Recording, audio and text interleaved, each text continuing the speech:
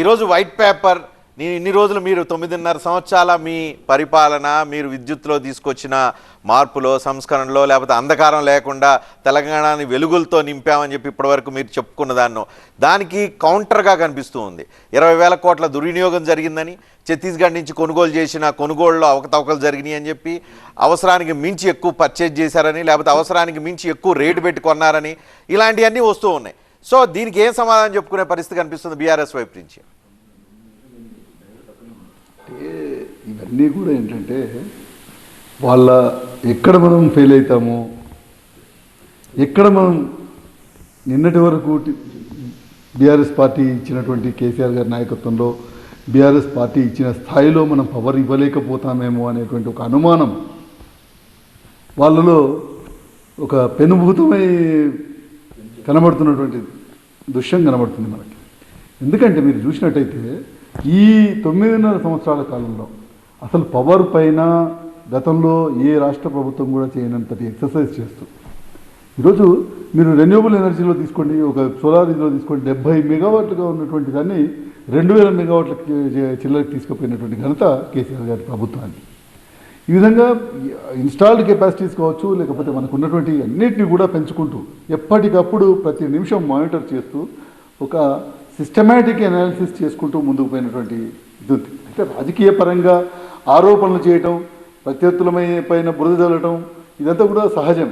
కానీ ఖచ్చితంగా తెలంగాణ ప్రజలు రేపు రాబోయే రోజుల్లో చూడబోతున్నారు ఈ వచ్చినటువంటి ప్రభుత్వం ఏ రకంగా చేయబోతుంది, నిజంగా పవర్ ఇవ్వగలుగుతుందా లేదా, ఇది చూస్తారు. క్వాలిటీ పవర్ ఇవ్వగలుగుతుందా లేదా అనేటువంటిది ఖచ్చితంగా చూస్తారు. అంటే ఎంత మభ్యపెట్టే ప్రయత్నం చేస్తున్నారంటే 24 గంటలు మీరు ఇవ్వలేదు, 24 గంటలు కాదు 19.5 గంటలు మాత్రమే ఇచ్చారని చెప్పి భట్టి గారు ఇచ్చినటువంటి రిపోర్ట్లో చెప్పినటువంటి. మీరు రజనీ గారు మీ ఇంట్లో కనుక మీరు మీటర్ ఆన్ చేసినట్టయితే రాత్రి 2 గంటలకో 3 గంటలకో మీరు అన్ని ఇంట్లో ఉన్నటువంటి లైట్లన్నీ బంద్ చేస్తే ఆటోమేటిక్గా మీటర్ తిరగడం బంద్ అవుతుంది. అంటే ఎప్పుడైతే యూటిలిటీ ఉండదో ఆటోమేటిక్గా పవర్ సప్లై రావడం ఆగిపోతుంది. మీరు దాన్ని తీసుకుని యావరేజ్గా 24 గంటలు ఇవ్వలేదు కదా అని మాట్లాడుతుంటే ఏం చెప్పాలో మాకు అర్థం కానటువంటి పరిస్థితి. అంటే ఎంత లౌక్యం లేకుండా, అంటే వాస్తవ పరిస్థితులకు భిన్నంగా మాట్లాడుతుంటే కూడా మేము చూసి నవ్వుకోవడం తప్పితే చేయగలిగింది ఏంటి?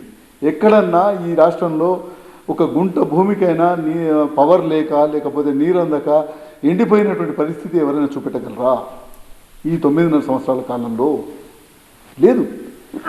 ఏ రైతు కూడా ఇంతకుముందు ఏంటంటే రాత్రి 12 గంటలకు పోవాలి, రాత్రి అర్ధరాత్రి 2 గంటలకు పోవాలి, తెల్లారి గంటల 3 గంటలకు పోవాలి, 4 గంటలకు పోవాలి అనేటువంటి పరిస్థితి నుంచి మొత్తం ఒక డ్రాస్టిక్ చేంజ్కి తీసుకొచ్చినటువంటి పరిస్థితి మేము ఈ రాష్ట్రంలో చూపెట్టాం. అంటే మీరు బ్రాడ్గా చెప్తున్నారు కానీ ఇక్కడ కాంగ్రెస్ గవర్నమెంట్ చెప్తుంది ఏంటంటే అప్పులు ముబ్బిడిగా చేశారు.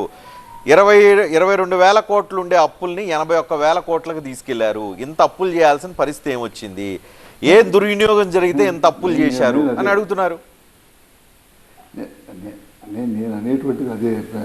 మీకు క్యాపిటల్ ఎక్స్పెండిచర్ ఎప్పుడైతే పెరుగుతుందో, ఎప్పుడైతే 7,000 మెగావాట్ల ఇన్స్టాల్డ్ కెపాసిటీ నుంచి దాదాపు 19,000 మెగావాట్ల ఇన్స్టాల్డ్ కెపాసిటీకి పెరిగింది అని అంటే దాదాపు 65 సంవత్సరాల కాలం పాటు కాంగ్రెస్ పార్టీ పాలించి 7,000 మెగావాట్ల ఇన్స్టాల్డ్ కెపాసిటీని మాత్రమే చేయగలిగింది.